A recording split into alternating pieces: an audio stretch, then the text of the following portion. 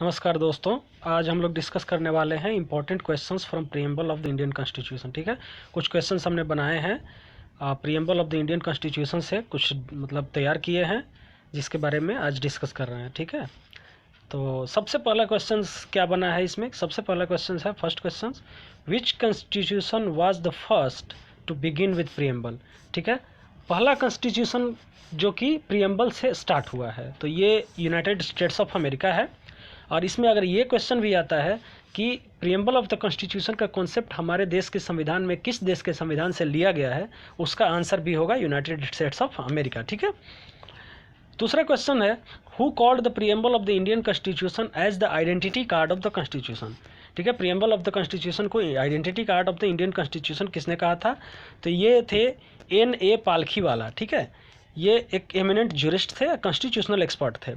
Third question क्या बनता है, the preamble of Indian constitution is based on the objective resolution drafted and moved by home. तो ये इसका आंसर है Pandit Jawaharlal Nehru. Preamble of the constitution objective resolution जो था, जो ड्राफ्ट और मूव किया था कॉन्स्टिट्यूशन असेंबली में पंडित जवाहरलाल नेहरू ने, उसके बेसिस पे ये तैयार हुआ है प्रीएम्बल ऑफ द कॉन्स्टिट्यूशन। ठीक है, फोर्थ क्वेश्चन क्या आता है कि how many times of preamble of our constitution had been amended. ठीक है, क्षमा कीजिएगा, क्वेश्चन में हमने our constitution has been amended लिख दिया है। तो इसमें है कि how many times preamble of our Indian constitution has been amended. तो इसका आंसर है वंस, एक बार ही सिर्फ अमेंड हुआ है, जो कि 1976 में by 42nd constitutional amendment act से हुआ है। और आप लोगों को ये भी जानना चाहिए कि 42nd कॉन्स्टिट्यूशनल अमेंडमेंट एक्ट जो है उसको मिनी कॉन्स्टिट्यूशन भी कहा जाता है, क्योंकि अपने आप में ये इसमें बहुत ज़्यादा अमेंडमेंट हुए थे, जिसके बारे में हम लोग बाद में देखेंगे। ठीक है, क्वेश्चन नंबर 5 क्या कहता है कि जब अमेंड हुआ था तो क्या क्या उसमें ऐड किया गया था। What was added in preamble by 42nd amendment. तो इसमें हम लोग को पता है कि 3 वर्ड्स ऐड किए गए थे, एक सोशलिस्ट, सेक्युलर एंड इंटीग्रिटी।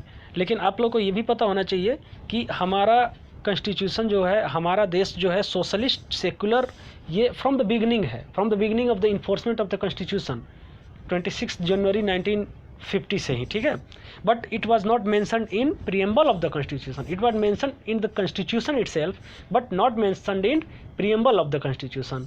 तो सोशलिस्ट को मेंशन किया गया था directive principle of state policies में। ठीक है, और सेकुलर को मेंशन किया गया था, एज़ यू नो हमारे पास फंडामेंटल राइट्स हैं, जो फंडामेंटल राइट्स में फ्रीडम ऑफ रिलीजन है, जो कि आर्टिकल 25 to 28 तक है, उसमें सेकुलर वर्ड था। ठीक है, क्वेश्चन नंबर 6 जो आता है, what is the date of adoption of our constitution. ठीक है, ये क्वेश्चन अलग है, इन्फोर्समेंट ऑफ आवर कॉन्स्टिट्यूशन अलग है, एडॉप्शन अलग है। तो एडॉप्शन, इसको एडॉप्ट किया गया था 26 नवंबर 1949 को। ठीक है, और इन्फोर्स कब हुआ था? 26 जनवरी 1950 को।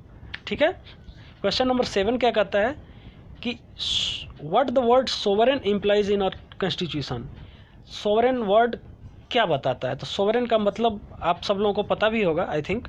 तो India is neither a dependency nor a dominion of any other nation but an independent state. ठीक है, क्वेश्चन नंबर 8 क्या है, when word socialist added in our preamble. तो क्वेश्चन नंबर 5 जो हमने पढ़ा था उसी के हिसाब से है, तो इन 1976 42nd अमेंडमेंट एक्ट। ठीक है, और हमने पहले भी डिस्कस कर लिया है, before the term socialist added in our preamble where the constitution had socialist content.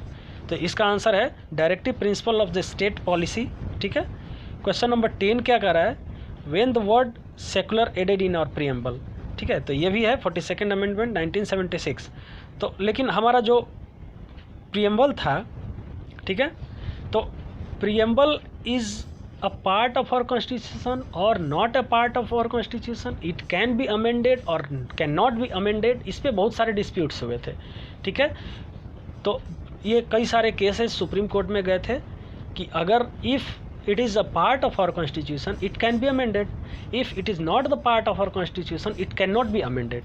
ठीक है, तो इस पर डिस्प्यूट्स हुआ था। तो सबसे पहले सुप्रीम कोर्ट ने एक केस में बोला, बेरूबेरी यूनियन केस में 1960 में, कि preamble is not the part of our constitution hence it can not be amended.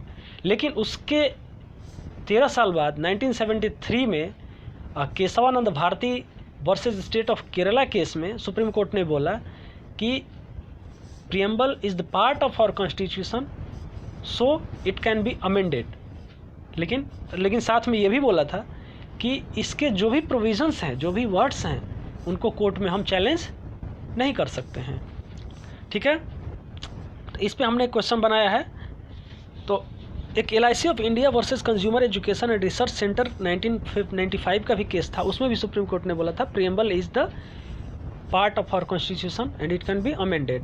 But it can be amended बोला 1995 में, but it had been amended in 1976 में। ठीक है, तो ये भी हमें याद रखना है। तो क्वेश्चन नंबर 11 है उसी पे based, in which case SC held that preamble is not the part of our constitution.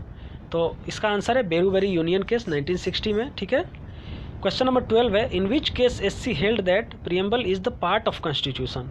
तो इसका हमने बताया है Keshavananda Bharati versus state of Kerala 1973 में। उसके बाद 1976 में 42nd अमेंडमेंट से अमेंड भी किया गया था प्रीएम्बल ऑफ द कॉन्स्टिट्यूशन को। उसके बाद LIC of India versus consumer education and research centre case था 1995 में, उसमें भी सुप्रीम कोर्ट ने बोला कि preamble is the part of our constitution. ठीक है दोस्तों, constitution preamble of the constitution पे इतने क्वेश्चंस हमने तैयार किए थे।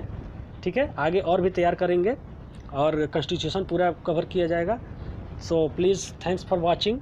और आप लोगों से एक रिक्वेस्ट है कि मेरे वीडियो को अगर पसंद आया हो तो लाइक करें, कमेंट करें और सब्सक्राइब करें, ताकि हमें मोटिवेशन मिलता रहे और मैं आगे भी इस तरह की वीडियोस आप लोगों के लिए तैयार करता रहूं। धन्यवाद।